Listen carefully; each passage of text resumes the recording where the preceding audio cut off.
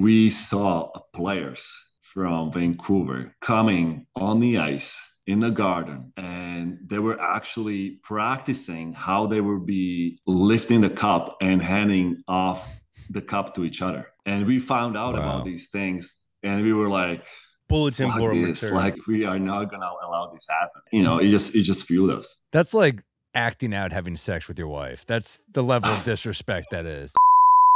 Games with Names is presented by WynnBET. Betting is a team sport, of course, so join the WynnBET team and bet with the best.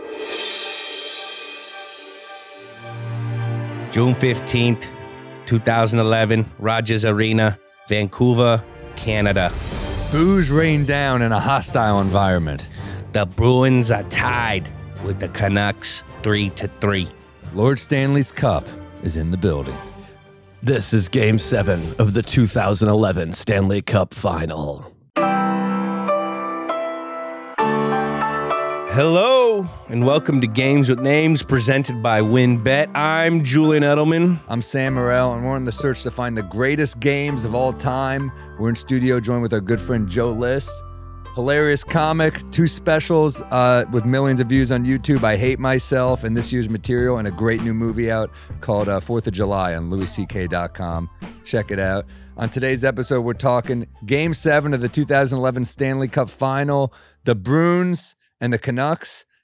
We'll be taking a look back at these teams to lead up to the series. We'll be joined by Zdeno Chara. Chara. Is he one of your faves? One of my faves, one of the greats of all time, most feared fighter in the history of the league, sweet guy, tallest guy. They had to change the rules for the stick length. Do you know about the stick length? I've heard of this. Yeah, I had the same rule in my house. My penis was too long for the house, folks. Do we do jokes or how does it work? Okay, no, great. dude. This is a joke-free environment, dude. Can you stop with the jokes? I went big dick early. Sorry. He's got the longest stick. It's better than a small dick. I hate small dicks. Small dicks suck, dude. Yeah. Too bad you got one, bro. What the fuck, dude? Zing. Fuck. This is the craziest episode of Games and Names yet. We'll check out what was going on in the world in June 2011, and we'll wrap it up by scoring the game and giving it a name. Follow Games with Names on YouTube, Instagram, Twitter, and TikTok at Games with Names. Subscribe on Apple Podcasts, Spotify, wherever you listen to podcasts. Rate and review and recommend a game for us to cover. So, why are we doing this match? Is this one of the all-timers for you? Well, this was the clinching game. See, I mean, I don't want to just come in here and start criticizing the show. But to me, the game is 2013 against the Maple Leafs. The Bruins were down 4-1 with 9 minutes left. Came back and won. There's a reason we're not doing that, though, It's right? the 28-3. Oh, am I blowing this? No, Was he dead? Was he not on the team? Was he retired? We're saving that one for Bergeron. Oh, you got to have Bergeron. You got to have me in. That's my man crush. We can have you back. My God. You'll be our honorary Bruins guy. If I had to have sex with one man. Really? If I got to have sex, I love Bergeron. Chara stinks. I don't even like him. He's huge, though. No, I'm only and you already talked about dick, Joe. You say you don't like small dicks. He's got a big dick, probably. I'm only kidding. I love Chara. He is one of my favorite players of all time. He's just not as hot as Bergeron. But no, this game was unbelievable. It was the day they won the cup. I was drunk. I was in the East Village. I tried to go to, there was a Boston bar called Professor Tom's. I met one of my girlfriends there. She's still saved in my phone as Ellie Professor Tom's. Oh, wow. Was she a Boston girl? No, she wasn't. She just happened to be at the bar. Well, that's where I went there, but it was too packed when I got there. So I had to go to just like a regular bar and be like, can I get the Stanley Cup Final on? And they were like, no. And I was like, please. And I had to give them, I like palmed them money to get the hockey game on. And I just watched on like a little TV by myself. Oh my God. Yeah. Where's your accent? Why don't you have an accent? You said bar. You should be saying bah. Well, I used to have an accent and everyone called me a big tool, piece of shit idiot. And then Good Will Hunting came out. I tried to curb my accent, and then Good Will Hunting came out when I was in high school, and then all of a sudden it was cool to have the accent, but I had already lost it. It'll come out if I was drinking or if we But you don't made drink love. no more. We don't drink no more. I don't drink anymore, no. But if I did, I would sound like a Kennedy. I was trying to go for Kennedy on the open. That was really bad. Yeah. I've been told better. I didn't know you were doing Boston. I thought that was that was my Boston accent. You know, I spent a lot of time there. People say I sound like a Bostonian, so I wanted to put it out there. I went for Kennedy once. I had a woman in my trunk. It was terrible. Oh, Ted Kennedy. Samantha. That is too far. Well, so But no, this game was unbelievable. Game 7. Yeah, the game itself is like, it's kind of a blowout, but it's still Game 7. It was amazing because, first of all, the Bruins that year played the most games ever to win a Stanley Cup. They had 3 out of the 4 series went 7. I remember that, I think. You how many games of these did you go to? I went to Game 6 where they lost, so Yeah. I didn't go. No, or they won Game 6. I went to that game then, and then they brought it to 7. Yeah, I went to that game. I went to a bunch of these games. You know, you live in Boston. You're not really used to that. You go to a lot of like championship type games. You know, I've been to Red Sox World Series, played in a couple Super Bowls, few Super Bowls, sorry. And then, yeah, you know, you watch these games. I think the Revs even went to a championship one of these times. This is the game, I think, that they won that made it an all-decade where you won in every sport, Boston, right? I think, yeah, Yeah, they were the last. That's insane that you got I think all we had four. 3 of them in a year. Yeah, I guess. Here, it was, we went to the Super Bowl this year and lost. When did the Sox win? Sox they won won in this year. 13. They won in 04, 7, 13, and 18. The 13, no. Yeah, I don't know. The Bruins went to the Cup final in 13 and lost. and lost. That was, I mean, don't you want to ask him about that too?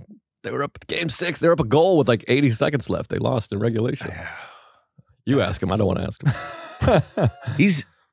He's such an intimidating guy when you see him on the ice. He's like 7 feet tall, and then you put like 5 inches of skate on him. It's He terrifying. looks huge. Terrifying. Is he the tallest hockey player ever? Yeah. Yeah, I think And so. That like legitimately like the most feared fight. I mean, his reach is like 9 feet. I mean, he could punch the goalie from the blue line. But he was It's never really the insane. fighter, though. It was always like Sean Thornton, Milan would always fight. Yeah, but he'd fight, but he wasn't the go-to guy. Yeah. Yeah, he wasn't, you know, it's almost like he was like, everyone knew not to fuck with him. Somebody fought him recently, and it didn't go great. Not that long ago. Anyways. He was a guy that even Sam was trying to get him to sign some form to get on the show, and he wouldn't sign it. And he was like, I don't want to fuck with him. Yeah. He's got that level of intimidation even on like a Zoom. He's a very, very intimidating guy. I've seen him once riding. He rides a bike around Boston because he lived in the North End, and he would ride his bike to the arena. And I think his bike, it's like a huge giant bike, and you just see this large human just riding his bike around, and no one fucked with them. Everyone just looked and said, "Hey, Chara," and he just roll around, just intimidating everyone as he goes. He's so terrifying, but he has the reputation for being like the sweetest, most thoughtful guy, best teammate ever. Yeah. He's a good glue guy. He's a glue guy. Let's go back to June 15th, 2011. The #1 movie was Super 8. Remember that one? Yeah, it was like, wasn't that Spielberg's like come back home? He produced it. I don't Or he think it was a produced it. bunch of kids, a camera, something yeah. bad Yeah. happened. Same It was like synopsis E.T. as R. like- Kelly's doc. And Oh my goodness. no, but it was like a Stranger Things almost type vibe, Yeah. like that type of. It was fun. I think I remember seeing it and being like, that was fun, and then never seeing it again. I think it's J.J. Abrams, right? J.J. I Abrams. never saw it, but it's supposed to It had a lot of hype. #1 song in America, "Rolling in the Deep." Adele. That was a classic. That was album. massive, yeah. It's a great song. Rolling in the deep. Something like that. Did it? Anthony Weiner photo scandal, resigns June 16th. The day after this, he resigned. Holy shit. Wiener? Who had it harder than Huma? His poor wife. Oh. I guess the people that got the messages. I I don't know. No, she stuck it out with him like for a while. That's a great doc. Did you watch that doc? Heartbreaking. Have Yeah. you seen No. it? Incredible. Oh my God. I saw it in an Upper West Side movie theater, which is where Me you too. want to see it. I Did think we see that we together? might have seen it together. Maybe not. I don't know. But Nah, that doesn't sound right, but that's really something that we both saw it at the same theater. I That couldn't have theater's been, gone. it couldn't have been playing in that many theaters. No, I don't think so. It was AMC Times Square. It was in the big, just kidding, because it's a small movie. Has anyone ever bombed as hard as I'm bombing? You're doing on this great. You're not bombing at all, dude. You're wearing Oh my masks. God. You're doing great. This is like the B. I'm down 4-1 right now. You're not Rifling down, rolls in. dude. You're just No. out here just talking, dude. You're doing great, dude. Wow. You're But doing Charlie great. Sheen was fired from 2.5 Men. I think was that pre-HIV? We didn't know he had HIV yet. So that was post. But I think he knew. I think that was part of the meltdown. Oh. I think that's why he was doing the winning shit. I think it was a defense So is mechanism. he positive or is he not? I think HIV you can just get rid of with like Tylenol PM now. It's like, I don't think it's a big deal. Like in South Park, you just got to inject money, like Magic Johnson, right? I think he just I think he's probably all right. I mean, he's back. I don't know. yeah, I think he's okay. He's making a thing. He's doing an entourage with the entourage guy. Is he? Yeah. Wasn't there a story where he bought Bill Buckner's ball and then Bill Buckner came out and was like, no, I have that ball. I've always had it. Do you remember that? I think that was a story. I think he Jack- spent like Jack, get on that. $350,000 to buy the Yeah, let me ball. look. Charlie Sheen? Yeah, that went through Buckner's legs, and then Bill Buckner came out. Maybe I made this up, but I think I remember hearing this. And Bill Buckner was like, I have that ball. I've always had that ball. That's not the ball. Buckner has the ball. That's weird. This is the story. Remember, this could be totally incorrect information, but that was a story that was told. It is true that was told to me. Buckner That's keeping the that story. ball is like Magic Johnson keeping a needle or something. I know that's not how he got it, but that's like that level of crazy. He got it from fucking, but you get the gist I'm making. Anyway, we killed Osama. That's like terrible to have the ball. I know. Why would you keep that? Well, I think you don't want Charlie Sheen to have it like that. I'm not sure. I remember when they killed Osama. That was during the NHL playoffs because they cut into like, it might have even been the Canucks. It was earlier in the playoffs. They found him in like what? They found him in like a little hole. Remember they found him in a no? Or was that That was Saddam. That was Saddam. He was in a house Get my in, terrorists mixed up in Lexington, all the time. Kentucky. Dude, I remember that. That was like the most unified we've been as a country because no one was fucking pro Bin Laden. This No? Kardashian, she married Chris Humphries. Remember this? This was early not Kim really, but- Kardashian celebrity. This was a televised, this wedding. This was, I mean, a journeyman landing a hot piece. I mean, when does that happen? She and then literally- blowing it? It's like Ime Udoka being with Nia Long or something. That's Can you 'Cause believe that- she's got like okay. $5 billion companies now? I know That's unreal. she's fucking rich, dude. She's so rich. She has more money than us. A lot more money. She's got a wide range too, from Humphreys, Kanye. Pete Pete? Davidson. Pete. Yeah, She doesn't discriminate. She goes for everyone. yeah. She's been all over. Reggie Bush. Was she with Reggie? Reggie Yeah. fucked her, right? Ray J. Ray J. That was the one that put her on the map or the internet, either one. But either way, hockey 2011. NHL got a new deal with NBC Universal. Previously on Versus Outdoor Life Network. That was a bad time in our lives. Hockey got fucked. And now they're done with NBC now. This is come and gone, this deal. Now Yeah. they're on ESPN Plus. Well, that's it's good. At least they're on. There was a period you couldn't find hockey on TV. Yeah, it was right before this. But then the NHL, the NBC was amazing. I loved it. Hart Trophy MVP. I don't know. I gotta come out of my shell right now. I'm a little. You're intimidating me. Yeah, I know. I feel like you guys You intimidate hate me here. I'm getting a bad energy, bad juju here. I'm gonna have to. I might. Whoa. Whoa. Damn. Oh, geez. We're gonna have to right now, especially what's going on with Kanye, dude. I think the spelling's different. I think it's. It is. I think it's It is. GU Whatever. something. But I might pull a sweater overhead and start throwing punches, a la Chara. A la Chara. That's fun. We're back. I went Juju and then Allah back to back. Praise Allah Shara. All right. Art Ross Trophy points leader. You have better eyesight than me. I almost read that as the Axl Rose Trophy. Is it? Yeah. The Sedin sisters, one of the great T-shirts of all time, one of the great sports T-shirts of all time. Daniel Two Sedin? girls, no cup. That's good. They Fuck. called them the Sedins. I'm like, whoever came up with that is like a brilliant writer. That is weird. That is great. I never heard. So him and his brother, the Sedin, I think they're twins, but they called them the Sedin sisters. People that hated them because they were the goal scorers, but they weren't considered tough guys. So they called them the Sedin sisters. And then the Bruins beat them in the Stanley Cup. So there was T-shirts that we sold, black and yellow, that Yeah, said Two sisters, two girls, no cup. That's a great That's shirt. pretty good. I was trying to think of one in my head, and I was like, Winkle-Loss Brothers? I don't know. That's not bad. That wasn't bad, right? Yeah. Trying to think of a... McCordy. The time's passed, I think. But, they just retired last year or 2 years ago. I can't keep track. Well, those are always the best when you find those great sports memes, and you're like, who the fuck wrote that? I remember I'd go to BC BU hockey games, and then the BC people would chant "sucks to be you," and you're like, that is also pretty clever. That's very good. It's pretty good. Colleges always have the best puns. They're really good. And then I think Syracuse started when the foul out, the left, right, sit. You ever see that when they foul out? No. Are you guys sports fans? Or? Yeah, He did all right. When somebody fouls out against Syracuse, the whole arena, as they're walking to the bench, they chant left, right, and then they'll stop, and so the chant stops, and then they take one step, it'll be like left, right, sit. Everyone yells sit. It's pretty great. That's fun. I've been to a Syracuse game. I haven't. Too. So I went to you got me game. there. I got Hakeem Warwick. That squad, they were good. I've been to the Syracuse McNamara? Funny Bone and almost killed myself. That was every time I've ever gone. maybe the worst club in the country. I just was there last week. It's a nightmare. It's horrible. In Syracuse? It's really bad. Yeah. What the assistant coach's wife just got robbed in the parking lot, didn't she? Oh, is that right? That sounds right. That seems like it's happening everywhere in this country. Yeah, right but now. Syracuse is a special level of fucking horrible. Robberies. You know what no one's done yet that should happen next in basketball? With the free throw, everybody's yelling and screaming at the same time. But more of a distraction would be silence and then one person yells something. Because when everyone's yelling, it's just a white noise.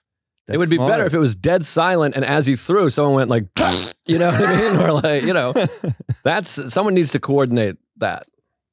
Duke could do that. I'm here to help, folks. I did that once I was at a preseason game, and I had courtside tickets, and no one says shit because it's preseason, so they don't care. But I saw John Wall, and I was like, "You've gained a lot of weight," and he just heard me. It was crazy. He's just looking at me like, "Yeah, fuck you." And now I heard he came out with all this depression stuff, and I feel like horrible about it. Oh, geez. You contributed. I know. I feel like he did like a Players Tribune thing, and I'm like, I'm part of the problem. You're a heckler. I'm a heckler. That's all you are. I am. I should have been at the Syracuse Funny Bone ruining your fucking set. Terrible. Yeah. Terrible club. In the middle of nowhere.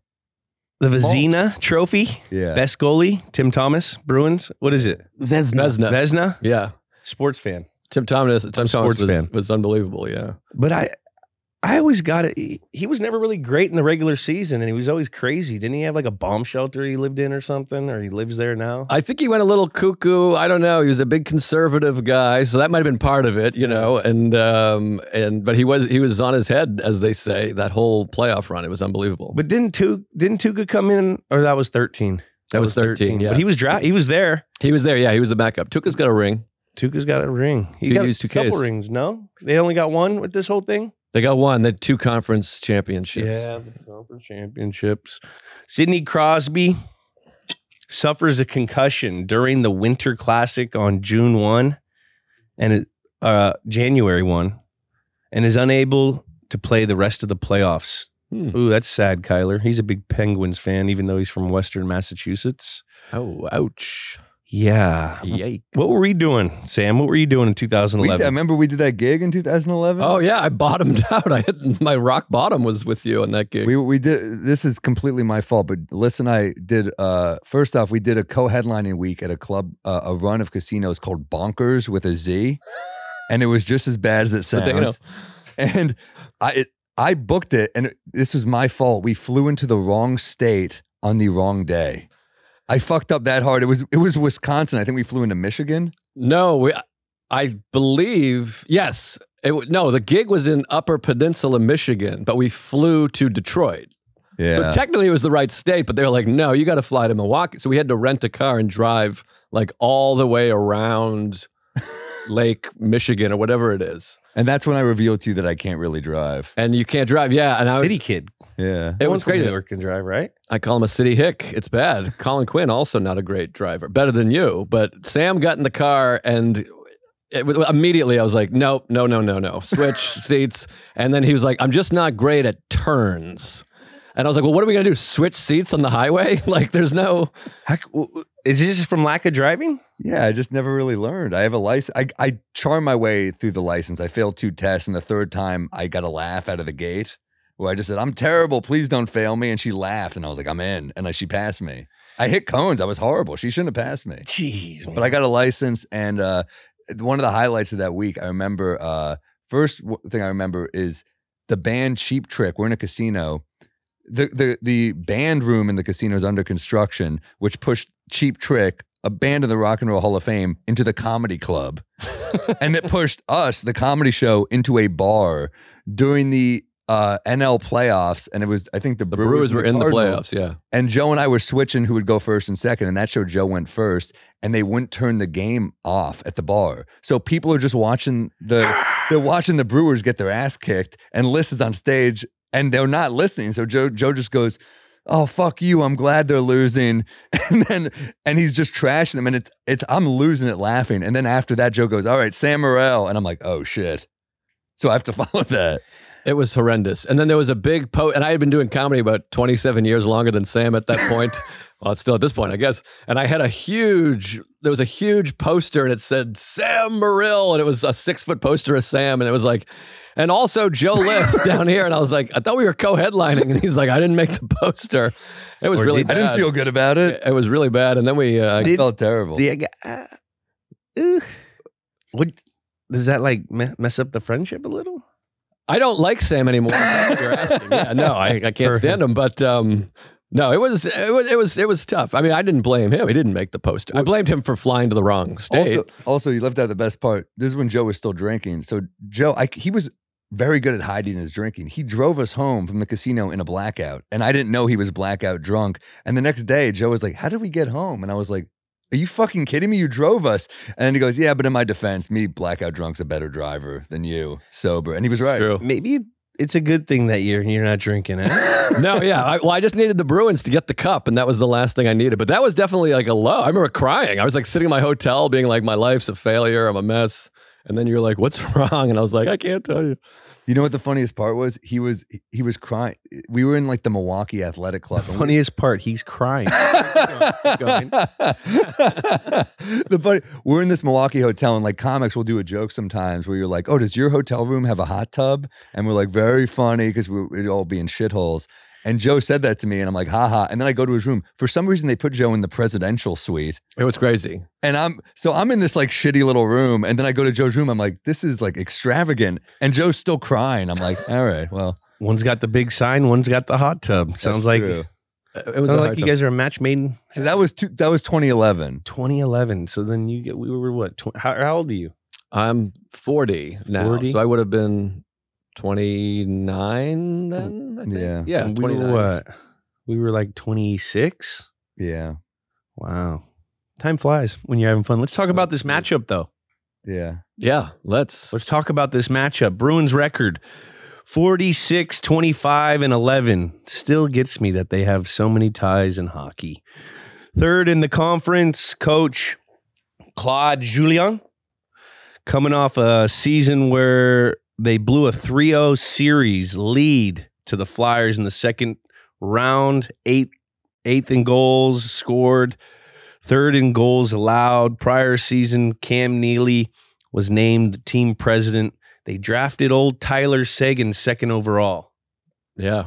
I know Seguin pretty well. Oh, really? Oh, he was fantastic. Still fantastic. Dude has a hog. Really? Really? He's got a big dick? Huge. Damn. And I've seen some. Now. Any other shout outs? We've heard Brandon Belt's got a huge cock. Yeah. What about Huey Lewis? You ever see his No. cock? Legendary. Really? I wouldn't imagine you would have, but it's just legendary. I golfed with him at Augusta. What? Really? Did you get a look at through the pants? I didn't know he had that energy. He did have an energy, a big dick energy. Damn. If I could turn back time, take a peek at the urinal. Did you saw it? I've never seen it, but it's legend. There was the woman, the famous rock, what do you call it? Groupie. She did molds of all the dicks, and she said him and Jimi Hendrix had the biggest. Damn. Yeah, Seguin. It's It's extraordinary. Milton Wow. Berle's got a big dick, they say. Yeah. There's a famous Friars Club joke: his dick's on display on the second, third, and fourth floor. That's the old joke. How about where do you see his dong? In the locker room? No. That was a long pause. Trying to come up with a story. Yeah, let me think real quick. Nah, he just we went out a bunch. We were young. And you could see the lining down his leg. He used to wear tight pants. He just had the hugest dong I've ever seen. Wow. A white guy. Like Sam, Fun. those tight Lululemon runners, man. It See was that sweet outline. literally extraordinary, and Yeah. I'll keep it at that. Let's the forward Gregory Campbell and Nathan Horton were acquired before the season. Horton, got some stories about him, right? He got knocked out in this series. They were clutch. He was unbelievable. And Did he get knocked I out? forget that he was a rookie. Is that right? I mean, that memory I've lost. Was this series? He got knocked out. Horton. Gregory Campbell also broke his leg and finished his shift. I think that was that year. He took a shot off the shin and it like shattered his fibula or tibula and he finished the shift. You got to see the footage. It's crazy. He's using his stick and just skates around. The whole crowd was chanting Campbell, which is fun because Campbell's my mother's maiden name. So we were all like going crazy. By the way, worth noting also, the year before they blew the 3-0 lead to Philly. They also had a 3-goal lead in Game 7. They blew a 3-game lead and then a 3-goal lead in the 7th game. And I swore them off forever. And then they won the cup the next year. Damn, that's sports, man. You keep coming back. That's the best. Some notable names. Tim Thomas caught fire in the playoffs. I remember that. He was saving everything that year. We already went over he was a weird guy. Kyler's Point, terrible goalie in the regular season, but insane at stopping the puck. Terrible goalie, insane at stopping the puck. What does that mean? He was awful. Like unconventional, goofy helmet, goofy style, like a goalie coach like roll over in his grave looking at that shit. But he would just get a moment, he just couldn't put a puck past him. So like a goalie coach's worst nightmare, but he just had something to stop the puck. Nice. I remember that year in 2013, like when it was like the transition to Tuke. Yeah. That like he was like literally crazy. Yeah. Oh, it was awesome. That 13 team, because I keeps coming back to my sobriety, but that was like my life was renewed. So I was like particularly in love with that team because I had like a new lease on life, as they say. So it was quite painful when they lost, but it was still fun and great. These players are bringing back memories, seeing all these. Sean Thornton was on that team. Sean, you know him? I know him very well. He's with Tampa right now doing I think he's like the GM. Oh, wow. No? Sean Thornton, yeah. He works in like the upper division or something. Is it Tampa? I really like that we're putting the Florida producers Panthers. to work. Huh? What? Florida Panthers. Florida Panthers. Same thing. Tampa, Same thing. Miami. Tampa, Miami. Same city. But he was always a cool dude. I actually drank a beer out of the cup after this game. They won this with him. Wow. Yeah, he held like a party, and I know that's like not supposed to happen. If you're not on the team, you can't drink out of it or something. Is that a rule? I have no idea. PFT commenter drank out of the cup. Did he? Right? Yeah, remember? He said he drank out of it? Yeah. Fucking asshole. He got some dirty looks, but he did it, yeah. Yeah, he got some dirty look. Yeah, That but was you're a Boston sports guy. You should be allowed to drink. Nah, it was cool, man. We still keep in touch to this day. They had Sagan, obviously, who joined he joined in the playoffs that before rookie rule. So like they drafted him, brought him up for the playoffs. Then he was pre-rookie. Then he's a rookie the next year, and he was a stud flying on that ice. Milan, huge buddy. Me and him chug beers all the time in the North End when he was back in the living with all these hockey can't believe players. you know all these They're guys. drunks, man. They just get fucked up. Bro, I couldn't believe it. We'd be in our off season and they'd have a game the next day and they'd be drinking beers till fucking 2:00, get up, go to the ice and be able to run or skate. Like it's unreal. They're built different. Playing hockey hungover, I just cannot even imagine. Can't imagine. I think it'd be great though. That'd be the best setting to be hungover in. It's like cool on the ice. You know, you feel that freshness. I know, Yeah, I but guess so. the spinning and everything, I feel like you would just get thrown. Your equilibrium would be thrown off. I don't know. 100%. Patrice Bergeron, Yeah. loved him. Noseface killer. Brad Marchand, he was cool. And Doherty. I don't know who wrote Jewish in parentheses there, but I resent that right there. Kanye? All right. The Canucks, 54-19. A finesse team, first in the Western Conference. built for the regular season, right? I mean, They won the President's Cup this year, I believe. which is not Yeah. a good sign, right? No, the President Cup winner never wins the cup. Yeah, Yeah. Sharks Feels like. I grew up in the San Jose area, and Sharks always feel like they win the President's Cup and haven't sniffed a Stanley Cup. Yeah. I'm wearing Sharks colors. I know. That's why I said, remember, I was like, that's a good sweatshirt. Yeah. How about coming off 2 straight second round exits to the Blackhawks? This one, Chicago was red hot. Who'd they have? Who's that kid? They had the Duncan Keith. Taves, Jonathan Taves, and then who's the other guy who I think turned out to be Patrick Kane? problematic? Yeah, Patrick Kane. Patrick Kane. Yeah, he was wasn't he a star? Which one was problematic? One of them had issues. It was What did Kane. Kane do? He took a cab ride, and instead of like paying the cab, he like threw change at him and then he left. Oh, that's not so That's bad. nothing. That's kind of fun. Oh, all right. Wow. But they had Duncan Keith was one of my how favorite did they players. find out about it? Was the cab driver like yell like he must have been hammered or something? That's He's one of had those. been- I wonder that's what one his of those Uber things rating is now. I know. That's what you can't even do that in an Uber though. Yeah, you're gone. You're done. Put a fork in him. Coach Mike Gillis finished first in both goals scored and goals allowed. A lot of notable names here. We got Luongo in goal, that was That is strange. a feud goalie and apparently bad shit, right? Is he that shit? I don't even know. He went on to the Panthers too. He's a sexy fella. Kessler was great. The Sedin sisters. How come every goalie's always a little weird? It's like a kicker. They're always a little weird. Yeah, the kickers. Who's the weirdest kickers? We actually had good kickers. Goskowski was cool, but the punters. Well, yeah, I didn't like Zoltan Mesko. Why not? I liked him, but he was just annoying. He was like a little kid. He had this fucking sign that he used to do for a Z for his name. Ugh. He just, It's fucking lame. yeah, he just had all the answers. He's a good kid. He was smart. He Yeah. punted all right, but yeah, I don't know. I just didn't mess with them. Yeah. Actually, our kickers were pretty cool. But I feel like it's punters. no, but I was cool with Ryan Allen. He was our punter for a while, and I liked him. And I like Jake Bailey too. They were. The thing is, they have so much more time than everyone, so they'd sit and like be in their locker because we're all in meetings all day long, and they would just sit and talk like finance stuff, or that's where I get my like current event talk. You just go by the punters and the kickers and the specialists, and you find out where the market's at, what happened in the news. They're just regular guys. Yeah. You watched that Regular- Parcells video where he goes, he doesn't have to play, he's got a kick. You know that video? Like one of the best things ever. He's talking to the doctor. And he's like, well, I don't know if he'll be able to play. He doesn't have to play. He's got a kick. That's a great fuck. Oh, Parcells. that's perfect. So many good sound bites. We just had Phil Simms on here. Oh my gosh. And he was just like, oh my God, the way Parcells would just fuck with him. It's just gold, man. He'd try to pull everyone's string a little different. Yeah. Fucking Fun. tough love them. Yeah.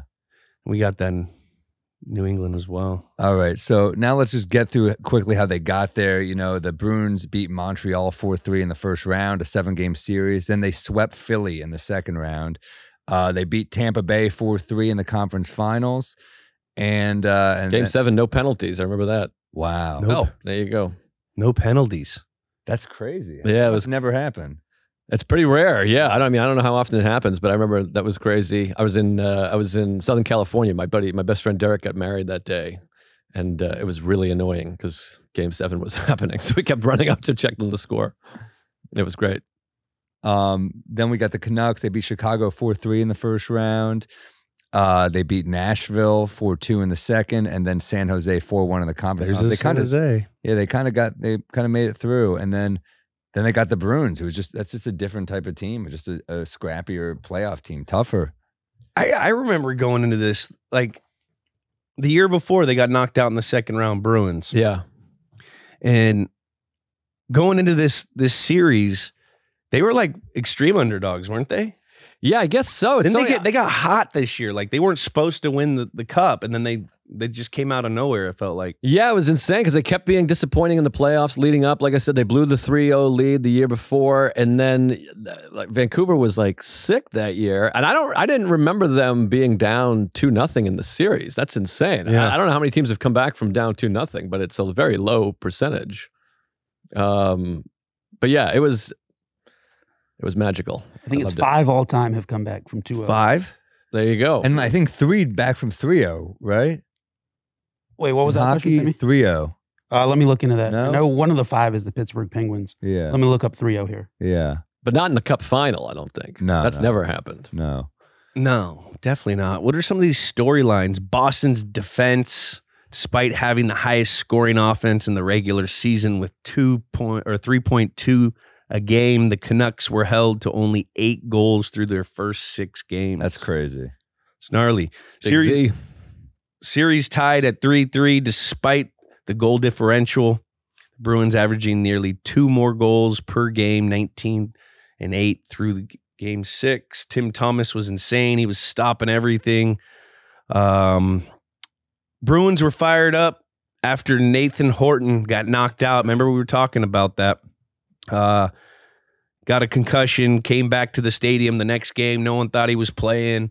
Crowd's going gnarly. He made it, whatever. God, I forgot about that. Remember that? Yeah, God. And then the biting incident. What's up with the biting incident? You hear about that? What do we hear about that, Jack?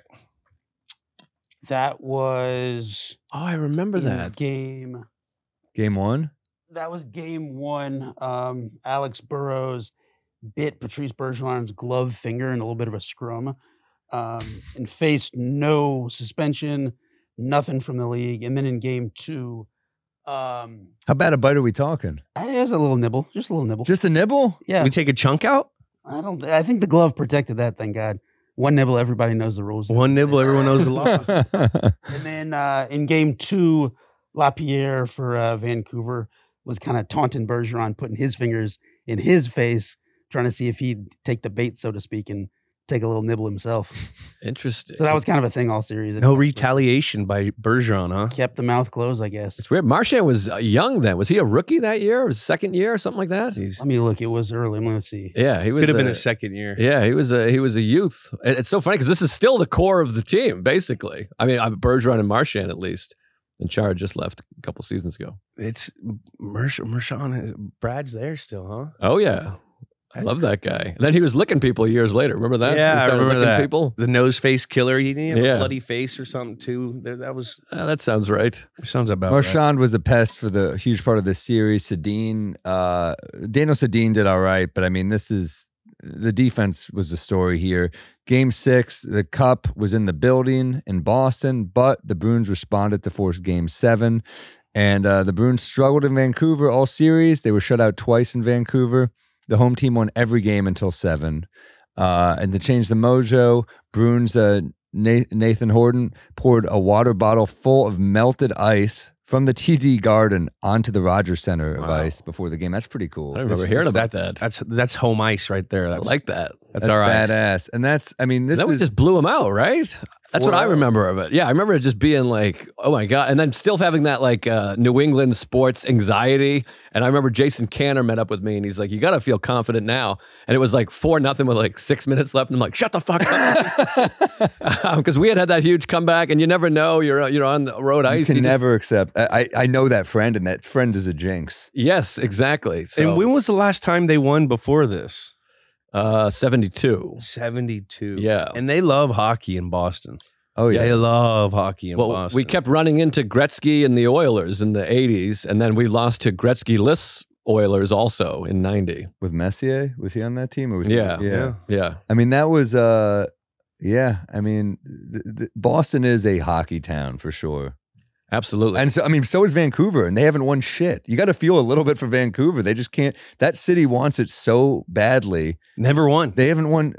Never. So close in 94, so close in 2011. So They used to have close. those shit brown uniforms for a long time they had to live with. Could you imagine being the founding country of hockey? That wasn't started in Canada? Of course, yeah. And they can't get I don't think they've got do they got any cups coming over there? I think 93 was the last time Was that they won a Montreal? cup. Yeah, I think so. But I think, isn't there like huge tax incentives to play in the States? Like you're just going to get better players, particularly like in Florida.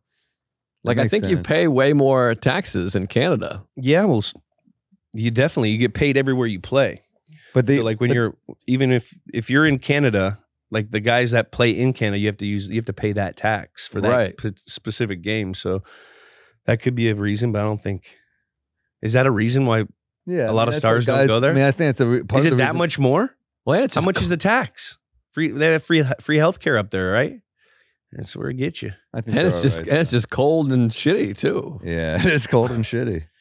That look, Fun though. I like yeah, Canada. but Canada's Vancouver fun. is Love one of the more Canada. beautiful cities in Canada for sure. But I mean, Edmonton is kind of but I mean, their team right now is sick. Yeah. Well, they got McDavid, McDavid and the other guy. What's the other guy's name? Draisaitl. They're phenomenal. Yeah, is it? But They're it's a not finesse winning, team. though. It's a finesse team. It's like this Vancouver team. Finesse teams never like them. Like the 49ers back in Yeah. the day. That's what Belichick. I always bust his balls because like we'd be in like cafeteria line, and I'd be like, man, if Roger Craig didn't fumble that ball, we'd have 3 Super Bowls against the Giants. So then he goes, what? Fucking Niners finesse team. I'm like, what? Just gotta get physical with them. Can I ask a quick football question? Go. Mahomes, Josh Allen, you're starting a team. Which one do you want? Ooh, that's a good question. I'm going right now. Yes. Right now. Gotta go. I'm going with Mahomes. Okay. He's got the ring and he's got 2 Super Bowl appearances, right? I mean, Andy won last year, but that game. We got to do that game on this show. Yeah. We gotta do the game where what was that it, the was- division round? The Yeah, one last last year that went into overtime, that was a fucking. They were both. I mean, they're 2 of the Gabriel best. had like I've 4 ever seen. touchdowns and shit. And also the fact that Allen's doing it in a shitty climate. I mean, to have a quarterback like that in Buffalo, I guess pretty cold in Kansas City. it is. That's They're true. both. I mean, you're not going wrong with either of those two in this generation right now. I mean, Allen. You see him juke the Yes. guy, jump over the guy, then he zings it in. Well, this leads me to my other question. I'm just going to pose it as a question, so it's not my controversial take. And I know I assume you're good friends with Tom Brady. Tom Brady, greater quarterback. Can I make a case that Patrick Mahomes and Josh Allen, better quarterback? Not greater, No, not great. There's greater and there's just good. I You mean just like more I'm weapons? watching Patrick Mahomes. He's throwing sidearm. He's throwing a free throw over a cornerback to the end That was zone. He sick. can't be sacked. It's unbelievable. Yeah. Josh Allen looks like Tecmo Bowl. He's jumping over guys. I want to see him when they're less mobile. Let's see them in 8 years, 9 years, when they can't do that kind of thing, and they got to be held up in the pocket, and they got to throw within the pocket. But that's the greatness. Staying so good for so long means great. But Yeah. I guess a better question to pose this But question. they play different. They play the position differently. Like Sure. Like as far as athleticism, I would say they're more athletic. I think I'm more athletic than Tom Brady, but Go shoot basketball. Go play any sport with that man. He's good. He's pretty damn good at everything. Jeez, you took it serious. I'm only kidding. No. He went to war with that guy. You got to get So it. let me ask you this: so you have a team, right? So you have the best team. You have your choice of every position all time, and then your final position. You have 2007 Tom Brady, or currently right now Josh Allen, or currently right now, 2007 Patrick Mahomes. Because if you have the greatest of all time at every position, then he ain't gonna have to run around. Good That was a answer. great- You know what I mean? Like, Okay, what if I have a mediocre team? Do you want Brady at his best or Mahomes at his best? see, that's different. Well, if you ask Ben Affleck, that team was kind of mediocre. I know. Ben The 07 team? Affleck threw shade at Edelman. Yeah, We have Affleck beef. Whoa! I know, dude. I'll hate anybody you guys hate. I love That's Ben kind- Affleck. No, I love him too, but the mad fact at him, that, but I'm on. You got to back up Julian here. I mean, he said that Brady has no receivers in 2010. Or 2019. Oh, which 19. We needed another receiver. I agree with them. We needed another receiver, but to say we had no receivers, Yikes! Super Bowl fucking. we fucking MVP. were drinking at the Met Gala together. Yikes! Fucking Wow. asshole. We're talking. All right, let's get back How to you the like game. me now? Things- Sorry, I took us off. No.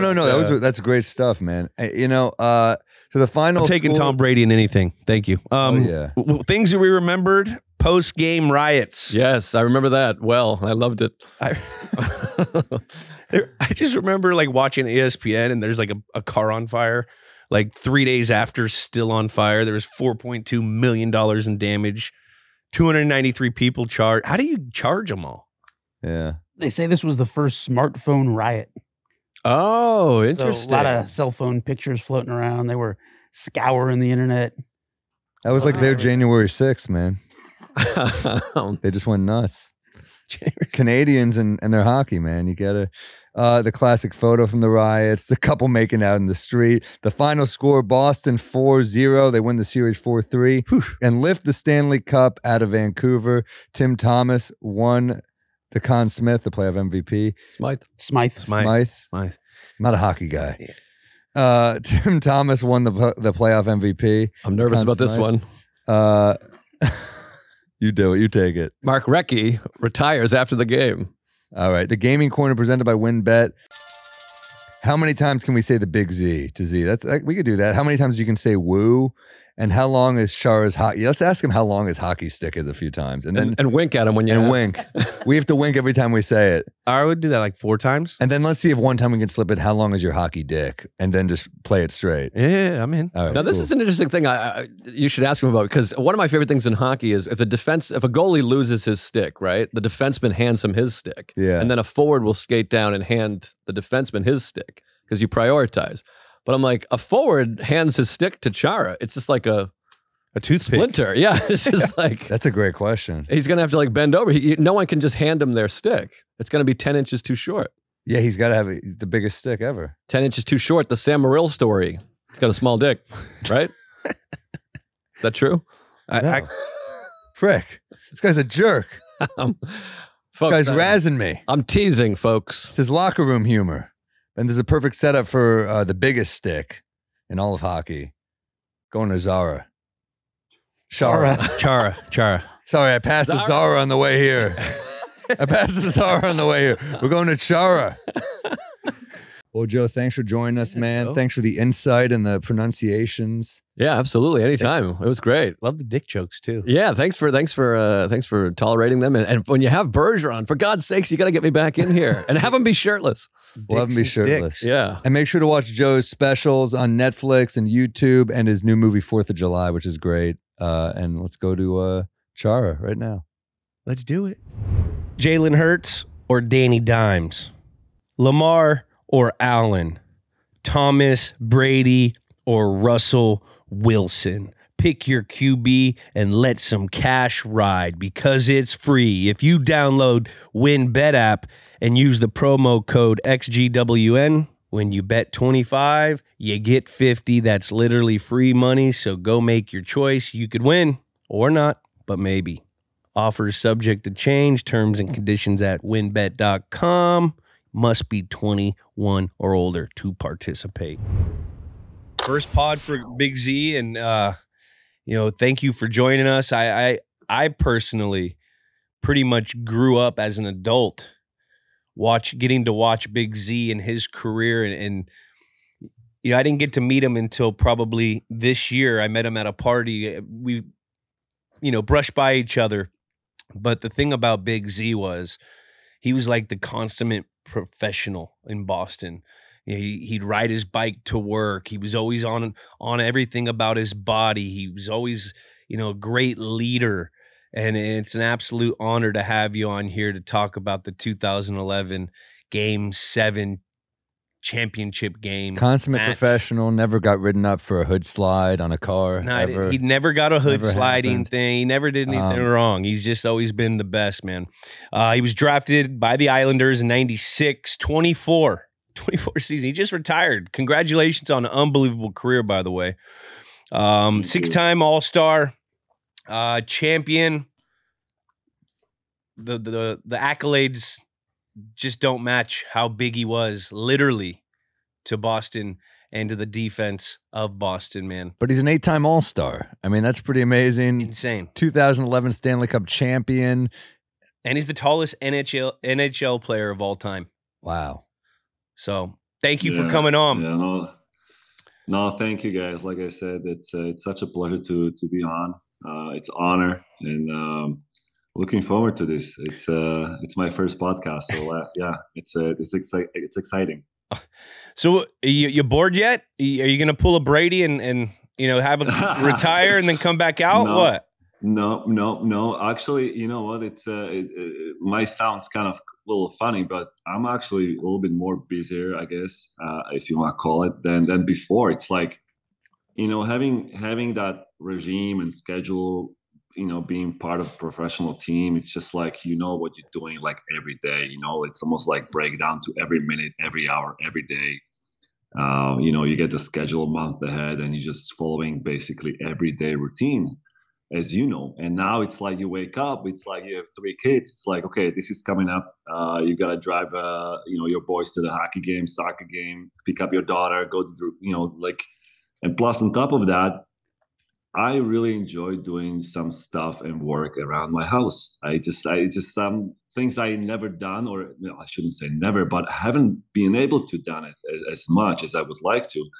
So you're trying to keep up with the maintenance of the outdoor, I guess, around your property, and then things like this with your family. Just sometimes at 8-9 p.m. at night, I'm like, oh my gosh, like I'm exhausted. It's just it's a different type of routine, but I really enjoy it. I remember seeing you ride your bike around Boston. I can't imagine. Still do. I can't imagine seeing you on a big ass lawnmower. I mean, are we mowing the lawn, Z? Yeah, I'm doing it too, but I'm just I don't have the tractor or like those lawnmowers. I just do it by the regular grass cutter. I just enjoy kind of like doing it, just the old fashioned way, and chopping wood's the same thing with the axe instead of all these motor machines and all that stuff. I just really enjoy kind of that hands-on the labor, the old-fashioned way. It's probably because it's work and you're you're used to work, and now you don't really have work anymore. You're like, I got to do work. Yeah, and you know what? I grew up that way. We didn't have a kind of I shouldn't say we had a farm, but we had a decent property growing up in Slovakia, and we had a garden, and my dad was always planting all these vegetables and fruit trees and all that stuff, and it was just we had to really take care of it, and growing up, it just kind of reminded me a little bit what it was like when I was young, and you just kind of like stick with it, and you don't change that much in the ways of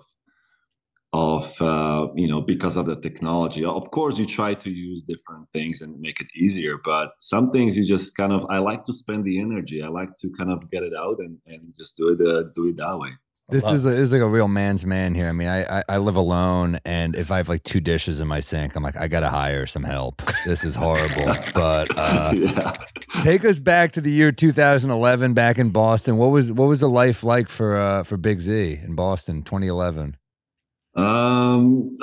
Such a it's a long time ago, but I remember like leading up to 2011, we were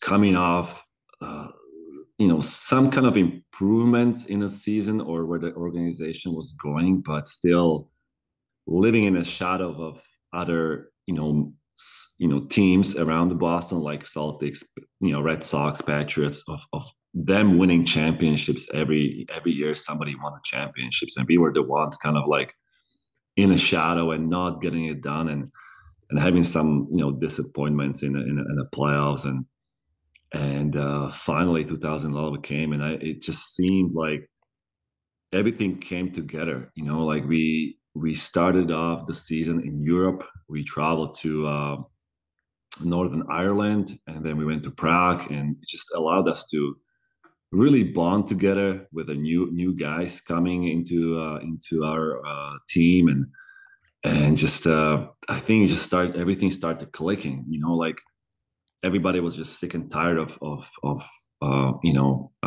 writing us off, and we were just really, really motivated, and we just had so much to prove. So 2011 came, and we really set some goals and played up to those goals, and it was just it was a great year. We had a really good team. I mean, if I look back, I mean, it's easier now. I mean, Jules, you probably can refer to this. Like, if you look back, like, like with the time when you step away from the game, you don't realize how much you appreciated some teams that you were part of and some teammates. Yeah. It was just it's just so special when you win a championship. Of course, you know, like you have more championships obviously than I do, but me for personally, like having that one championship and that group of guys, we just, you know, became so close to each other, and we became brothers, and it was just a special group. Like we were I don't think we had a weakness. Like we were great mix of veteran guys with the younger guys. We had super skilled guys. We had speed. We had size. We had toughness. Like we were probably, and I'm not trying to exaggerate, we were probably the toughest team like in the league for years. Like we had such a tough team. Like we had probably 9-10 guys who could drop the gloves and fight. Thordy, And it was Milan, him, it everyone. was just crazy. Like I remember we had a game, and that was in 2011. It was I can tell you exactly the game. It was February 3rd, 2011. We played Dallas Stars, and you know, like it was just this, everybody was trying to beat us in different ways. They tried to beat us with speed, we beat them. They tried to beat us with you know, some sort of trap, we beat them. They tried to beat us with size, we beat them. And I remember Dallas Stars came February 3rd in Boston, and they dressed up every tough guy they had. And sure enough, opening face-off, puck drop, fight. So we had, it was like 2 seconds in the game, it was a fight. Gregory Campbell fought Steve Ott. After that, back to the center ice, puck drop, fight number 2. Sean Thornton fought Chris Barch, their toughest guy, broke his cheekbone. That guy ended up in a hospital. Super tough guy, but ended up being in a hospital. And Torty actually took easy on him, you know, late in the fight. He saw that he was actually like hurting him. Next, face off, puck drop, we scored. So imagine this, like first minute of the game, there's 2 fights, we scored a goal. Okay, back to the center ice, puck drop. Another guy came out, challenged Adam McQuaid. He TKO'd that guy. So now you have 1.5 minutes in the game, 3 fights, 1-0. Okay, back to the center ice, puck drop, we scored. So imagine this, in the first 2 minutes, there was like 3 fights, and we were up 2-0. The garden was like crazy. It was like a zoo. I'd never seen anything like it. And then we look over to the Dallas Stars bench, and they had nobody else left. And it was like, Luch hasn't fought. Myself hasn't fought. It was just like we had another 3-4 guys who didn't fought, and they had no one else. And we were up 2-0. And I think we scored out shortly after that. Andrew France fought again. Sean Avery, I believe. So that if somebody came like 3 minutes late to the game, he would like miss the whole thing. And it was like, it was crazy. And that game for me, it was such a strong message and statement to the league that we were actually like really, really like setting a standard for us to be like a team that you couldn't beat any way. You tried to beat us, and we were just like, we find a way to like respond. So that's how I would describe that 2011 team. I would say I didn't win a Super Bowl yet. You guys won a Super Bowl before I was there, because that was like the previous Patriots that won earlier in the earlier 2000s. Like once they won, and like that's when we started feeling the heat. It's so crazy that you feel the heat because everyone's winning championships in Boston, and it motivates other teams. You know, and I used to hang out with a bunch with these guys. I'd hang out with Thordy and Sagan and Milan, and we would, you know, they were just such a close group of guys. And Brad Marchand, like it was like something that you looked at from afar.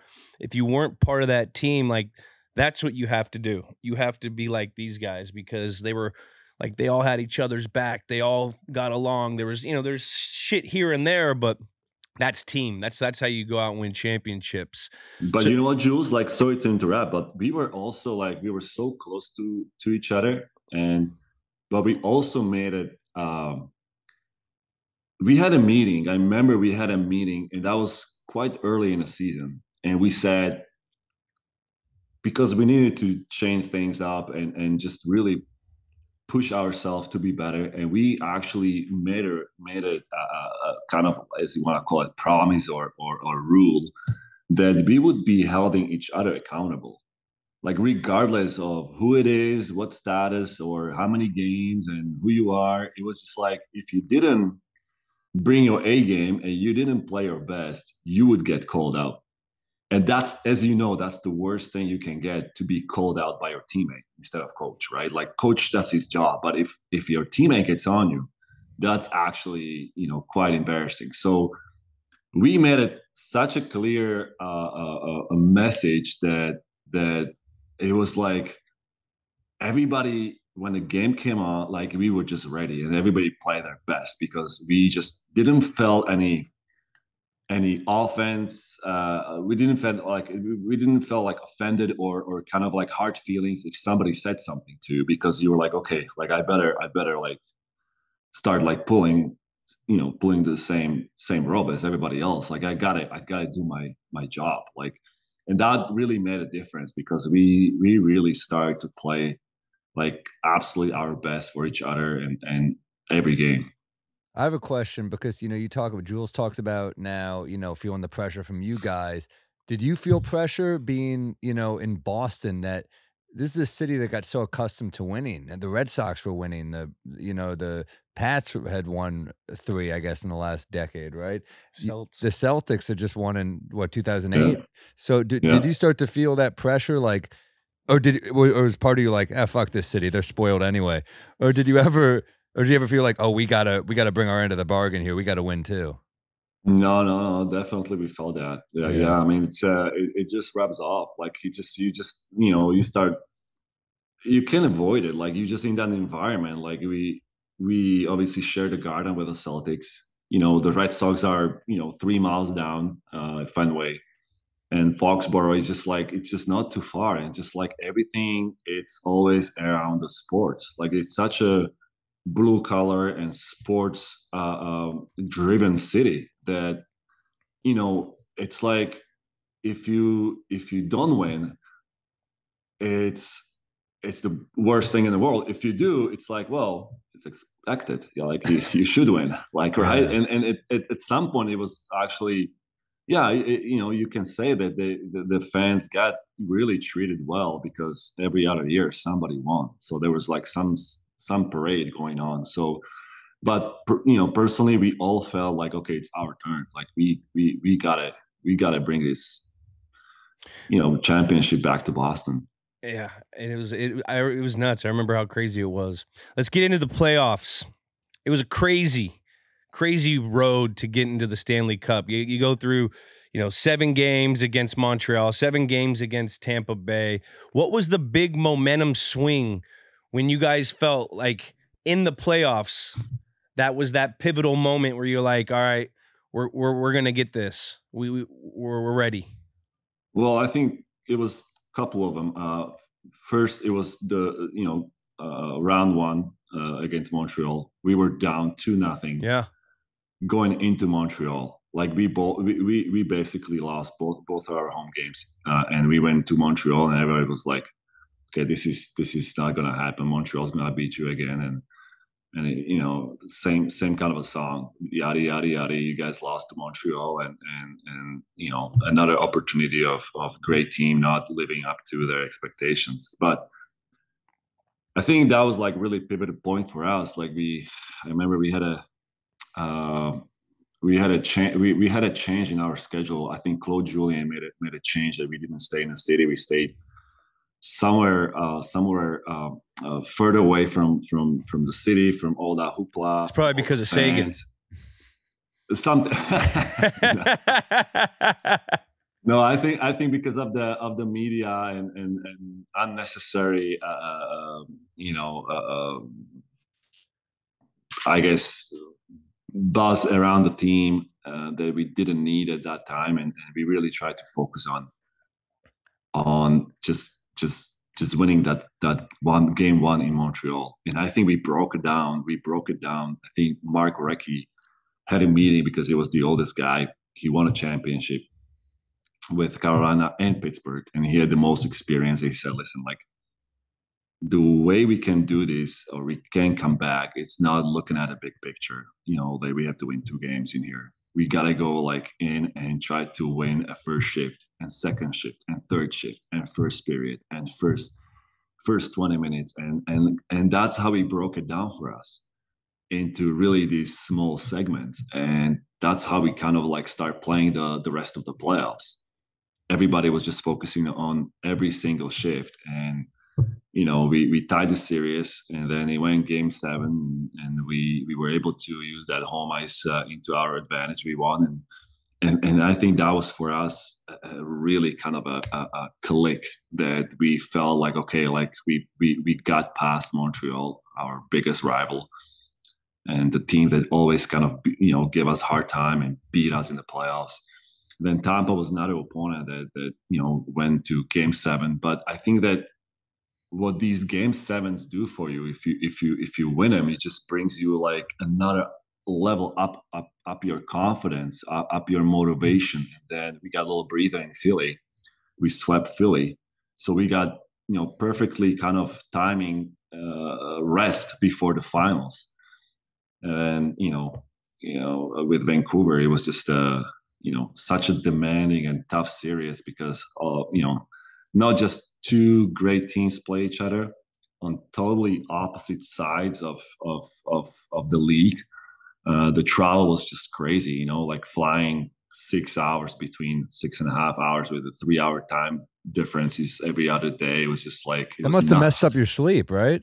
Oh, it was everything. It was just like, it was just like anywhere you could get some sort of like a rest or sleep or whatever you could get for the game, you did it, because it was just such a demanding series. Like, yeah. So when Horton went down, got knocked out, that probably pissed you guys off. Yeah, especially after they were biting fingers and they were were they a dirty team? I wouldn't say dirty. They were just like maybe a little bit too. How should I say? Like maybe cocky is not the right word, but they were definitely having a chip on their shoulders because Canadian team, they beat some really good teams, and they had some players that had some reputation of being role players and agitators and not really backing up the way they played. It was just, but they were good players, but it was just like they did some stuff that really, really fueled us. It was, Burrows biting Berge's finger, Rome making a dirty hit on Horty. Stuff like after losing 2 games in Vancouver, we saw players from Vancouver coming on the ice in the garden, and they were actually practicing how they would be lifting the cup and handing off the cup to each other. And we found out about these things, and we were like, bulletin fuck board this. material. Like we are not gonna allow this happen. And it was just like, it just fueled us. That's like acting out having sex with your wife. That's the level of disrespect that is that you take that personally.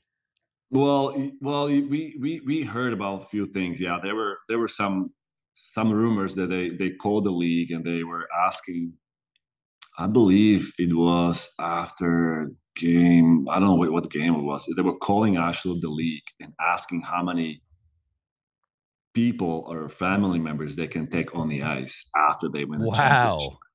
And we found out about these things, and it was like, oh, you haven't been to the party yet. Why are you asking about +1s? This is crazy. Yeah.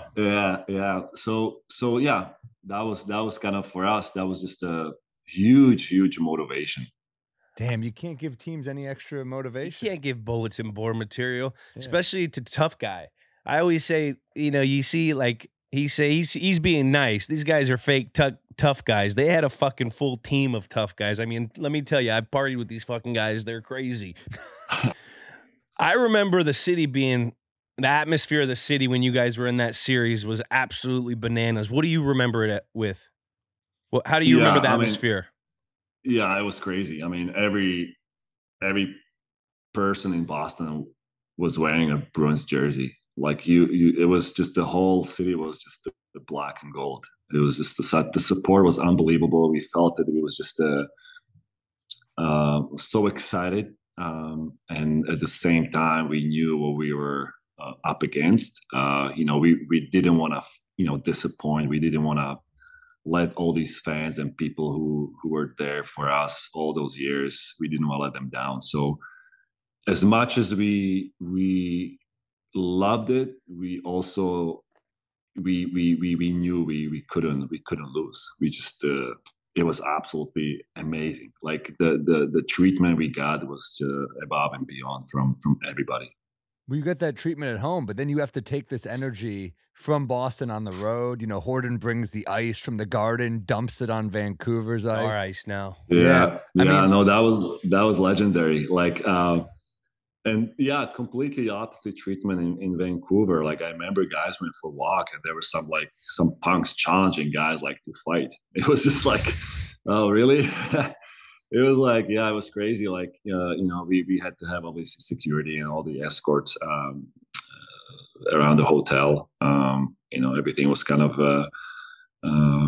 quite crazy over there. But Horty, yeah, he was just such a, probably the most likable and favorite guy in the locker room. And he had obviously this idea. I didn't know about it, but he brought that garden ice water, I guess, and dumped it into Vancouver ice. It's just a legendary, and it was just awesome.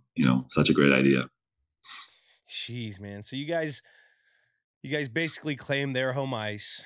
You guys go up 4-0 throughout the game. When did you feel that it was in the bag, or did you have the mindset, until it hits 0, that's when I can start relaxing? Yeah. I think pretty much what you said. Like I remember the room was pretty quiet before the game 7. Everybody was so dialed in. Everybody was so focused, and everybody was just sitting there and knowing like, okay, this is the last game. This is it. Like, there is no more tomorrow. Like, there's just. And I think, again, Rex spoke, Torty spoke, few of us spoke, and we put so much emphasis on scoring first. We said we gotta defend the first 5 minutes. It's gonna be like crazy. That the crowd's gonna be behind them. They're gonna have a lot of jump, a lot of energy. We just gotta weather the storm, and we really have to try to score first. Like just to shut the people down, like put more pressure on them, and we were able to do that. Like, I think Patrice scored the first goal, and all of a sudden it was just like pin drop. Like the Vancouver arena was just so quiet, and you could see like, okay, now like we got him. Like we just gotta play smart. And then that was after first 1-0. Then Bergie made unbelievable breakaway on a shorthanded situation. Then I think Marshy scored third goal, and we were up 3 after 2. And going into the third period, we knew they would just take some risk. They would just keep pressing, but we played so awesome defensively. I mean, the commitment from everybody was just. Watching the game a few years back, like, we didn't have anyone off position defensively. It was absolutely amazing to actually watch the replay of the game, like how everybody was committed to block shots, to take a hit, to make a play, to back check, to do the right thing with the puck. But I didn't look at the clock the whole entire game. Until Andrew Ferentz, like, I'm sitting there and I know it's going to be like somewhere close to the end. And I remember Andy sitting next to me, and he's like, "Listen, get ready. Like, I want you to have the last shift." I'm like, "What? What are you talking about last shift?" And then I looked, and I believe it was like 55 or a minute or something like left in the game. That's when I knew it. Like, okay, we got this. Yeah. But he said, "Get ready. I'm gonna go on for 20 seconds, and I'm gonna jump off because I want you to be like, as a captain, be on the ice."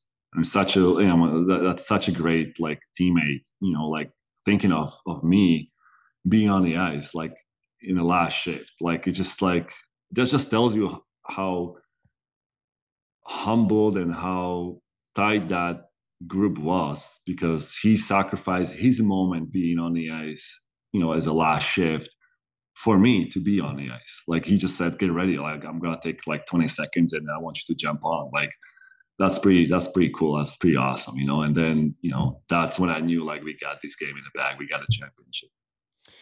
Hockey guys, like anytime I hung out with the hockey guys, they are some of the most selfless people. They're just all about the team. Like the guys that I hung out with over in Boston a bunch, there's a camaraderie between those guys that's second to none. It's unbelievable. And you could just tell how close you guys were through how you guys performed that year in the playoffs. Like, I remember you guys made the playoffs that year, and you guys got knocked out the year before in the second round.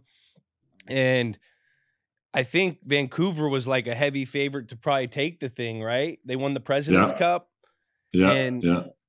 I just remember, like, no one really thought that the Bruins were going to do anything going into this series because of the year before. And then they were fighting and scratching every series. And then all of a sudden, like, people were looking at each other like, these motherfuckers might do it. They're going to do it. Doesn't the President's Cup is bullshit though, right? Isn't there a party that's like, it's like being the president. No one respects it. Yeah. I shouldn't say no one respects it. It's a regular season trophy. That's what I mean. Don't get me wrong. Like, it's a cool thing to have. I mean, we won it probably a couple times.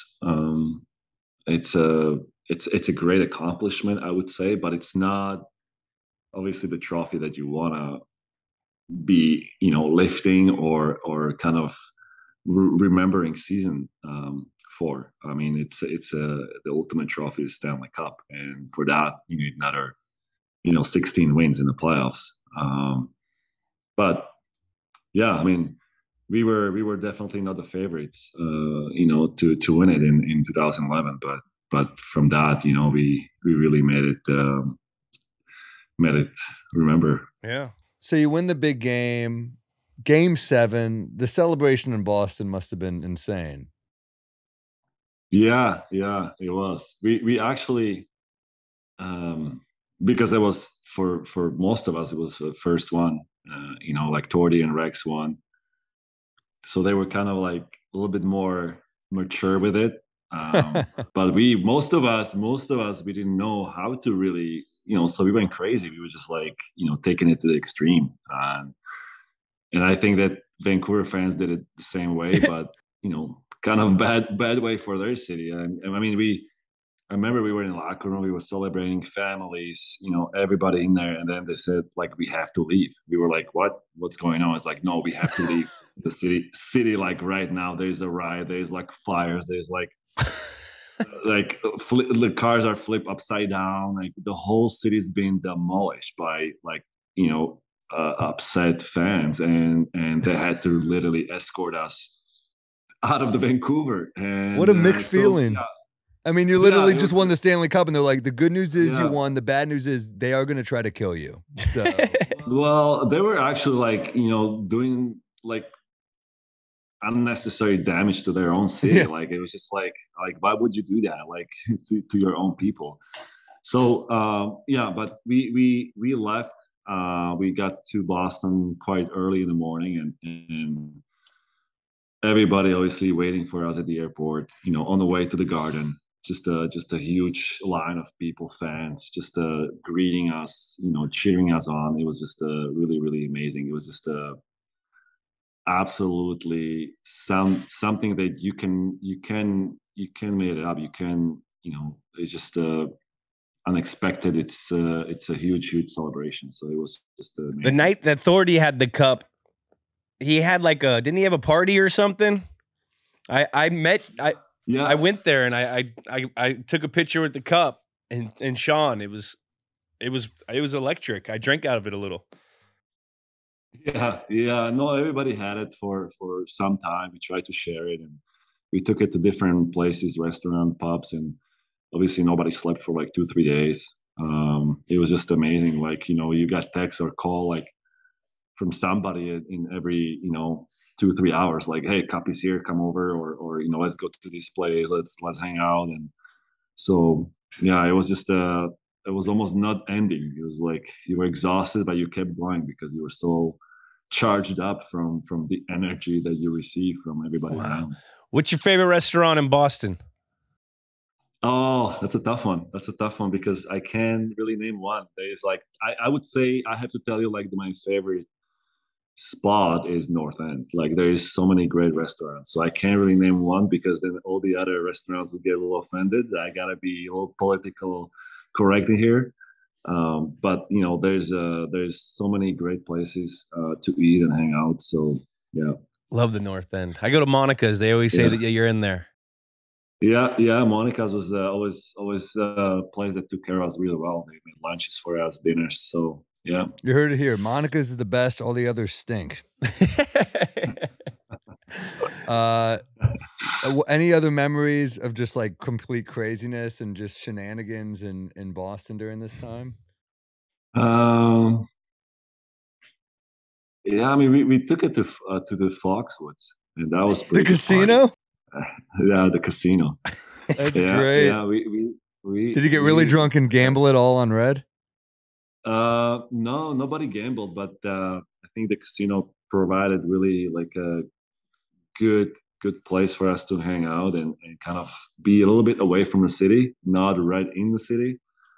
And so that was a good party. That was definitely something we will all remember. Man. Well, man, we don't want to take too much of your time.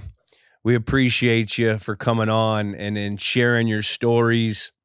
Before you go, we have to know, what's it like lifting the cup? It's heavier than you think. Much heavier. Like it's actually like I didn't know how heavy it was till I actually grabbed it and I lifted, and I actually, like, when I went down with it, I actually hit my forehead and I cracked my forehead with the cup. So it was definitely heavier than you think. Like it's just because the unwritten rule is if you don't win it, you don't touch it. Yeah. So nobody really knew how heavy it is, and then when you lift it, it's like much heavier than you think. And yeah. Well, a lot of people have lifted up that cup, but I guarantee they didn't lift it as high as you did. Yeah, probably not. I appreciate you coming on here, man. And if you ever need anything from us or me or our group, we're right here, bro. And we got to catch up. I'd love to drink a beer and talk war stories.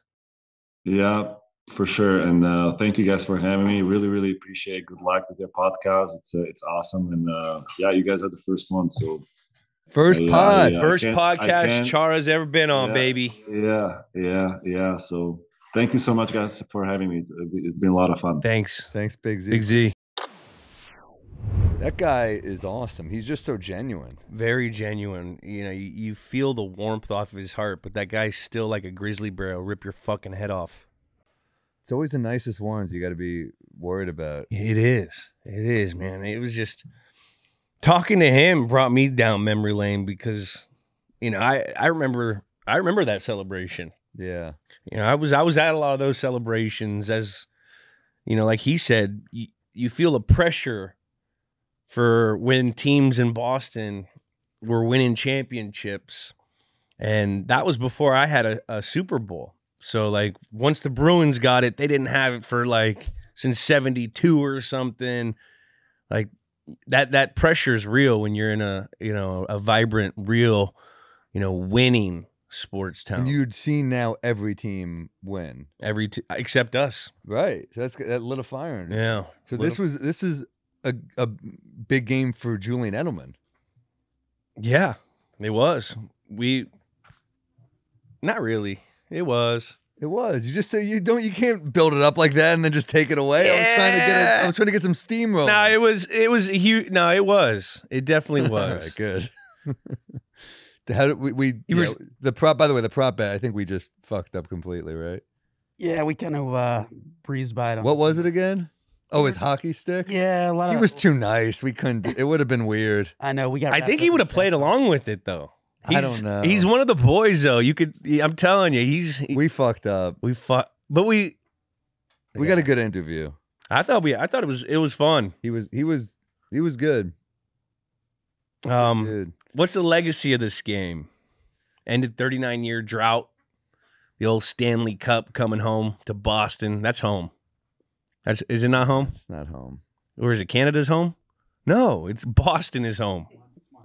All right, whatever. I thought it would be all right. Now each of Boston's big 4 professional teams. All right, we get it. Had a title. Had a good 2000. fucking decade. Jesus Christ. Cemented Boston as title town USA. I mean, raised a bunch of really shitty kids.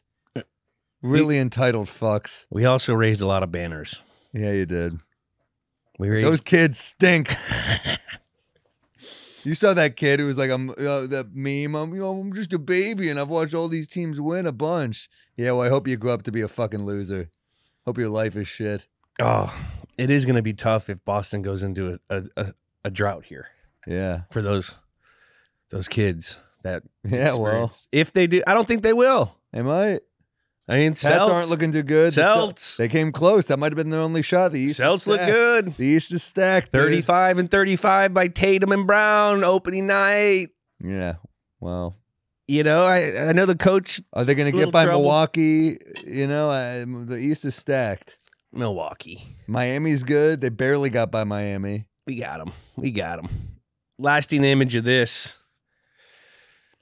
Honestly, the lasting image is probably the visual of how big his stick was when I was doing the research. Really? It was such a big stick. He is. I'm not talking dick, all right? I'm talking stick, his hockey stick. But his hog is big too. Could you tell? I could just tell by the way he's sitting there. Does he have BDE? Yeah, absolutely. He does, doesn't he? Definitely is BDE. Don't you think? I'd say so. The fact checker, Jack, coming in sweet. The riots. That's a big one. Chara lifting the cuff is pretty badass because the way you just close it out with him saying him lifting it the highest. That's it is this. Damn. Look at this. It's funny. You think of Canadians as nice people, but once they start losing hockey, they will fuck up a city. That's crazy. Are they just making out there? What are we looking at? Make out? Making out on the street during the Vancouver riot. So romantic. They must be from Boston. If you think about it, right? Are they happy because? Or maybe they're just turned on by riots. That's got to be like a phobia thingy or something. Like, is that like I don't know. Jack, did we miss anything? We talked a lot about shafts and stick length and all that good stuff. Chara's stick length, 67 inches. 67 inches. Had to get the special waiver. That is yeah. That's what, 4 feet, 5 inches? More. 12, 24, 36, 48, 60. Yeah, that's 5 feet, 7 inches. That's taller than me. My God. Damn. It's almost taller than me. That's fucking big. Speaking of big, we'd be remiss if we didn't talk about another legendary dong in the Boston Garden, Dennis Johnson. Oh, does he have a massive penis? Yeah, according to Don Johnson, another Johnson, he was invited into the locker room as a guest of Larry Bird, caught a glimpse of DJ coming out of the showers, and it was so impressive. Don Johnson put it in his book. Wow. Yeah. Wow. Pretty insane. Dennis Johnson, Finals MVP. BDE. And then R.I.P. Dennis Johnson. R.I.P. He was a real one. Big Z mentioned that night at Foxwoods. Legendary bar tab, $156,679. Do not bring hockey players out with you. Never. Most of that thanks to the now infamous $100,000 bottle of Ace of Spades. What is Ace of Spades? The champagne. Champagne. Is it good? I don't know if it's $100,000. Nothing's This was the $100,000. 30-liter Midas bottle, one of only 6 in existence. Wow. That is a lot of Foxwoods. I've had some fucking bombs in that casino. Holy shit. We're talking about bomb shelters earlier. That was a bomb shelter for me. I would fucking eat it. That's a terrible. Although I will say, I believe Foxwoods, I could be wrong. Maybe it's Mohegan Sun. One of them has a Pepe's pizza in there, which is fucking clutch. I never had it. Pepe's a solid New Haven pizza, but Or have I had? We had it's modern. yeah, it's Modern's that good. style. It's Yeah, like that. those pizzas are all good. They're unreal. But yeah, I remember bombing in Foxwoods, just brutal. You just What do you like? How do you handle it? Would you just keep it going? you just shit on them. You're just like, fuck you, piece of shit casino people. And then you take a walk around, and then you take a walk through the casino, and you like, I'm not in great shape or anything, but like you take a stroll through the casino, you feel pretty good about your body. You're looking at these fucking animals at the slot machine, and you're like, all right, I'm running a tight ship here, you know? But you really, I took some L's in that, and it's a tough one because you drive there. I didn't drive; I brought my friend with me, but we would drive there, and we'd What is it? 2 hours from here? in traffic. It could be a bitch. I Yeah. remember my friend Mark Norman and I did a week. It was me, Mark Norman, and Chris DiStefano together years ago. It was like 2010, and we fucking 11, and we had a journalist with us, and he was like being like, "These are some young cool comics," and he watched us, and he was like, "This is insane. You have to deal with this shit." He was like expected to be like a romantic, cool like trip, and he saw us up there and was like, "That was fucking bad." Casinos are tough. Especially casinos that are, in the middle of nowhere. A lot of them are. I guess they are if you think about it. Yeah. Vegas, middle of nowhere. Vegas is tough. No good comic wants to go to Vegas. Why? It's good money, but it's not good crowds. Yeah. It's a transient city. I Yeah. guess there's some locals there, but But we love the Encore in Boston. We do love the Encore in Boston. yeah, Encore in Boston. Never been. You should go. You should check it out. It's Maybe I beautiful. should. Hey man, I got love. I there's New York Boston beef, but I got love for Boston. Same. I love Boston. Every I time love go New, there. I like New York. Yeah, I love coming here. yeah. Actually, I'll tell you right now, I love New York. New York's probably like top 2 favorite cities in the country. Really? 100%. What's the other one? Because now I know it's between the Bay Area and Boston, and you're gonna leave one out, and I'm loving this. Because you just said top 2. top 2? One of Boston's them's- number 1. Boston's number nice 1. save. Boston's We number knocked Bay Area. That's pretty good. I love SF, but I love SF, but it's just a little too. It's a little weird right now. it's fucking weird. And it's not the San Francisco I grew up in. Like there's like no one's from San Francisco anymore. Yeah, I'm tech. It's too man. expensive. Tech. It's rat expensive over there.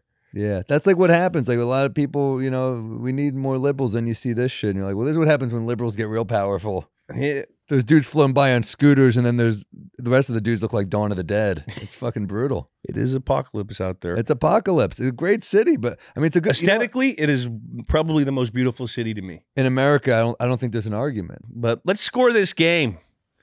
Match. Oh, we got to name the game first. Oh, we gotta- The Big Bad Bruins. That's not bad.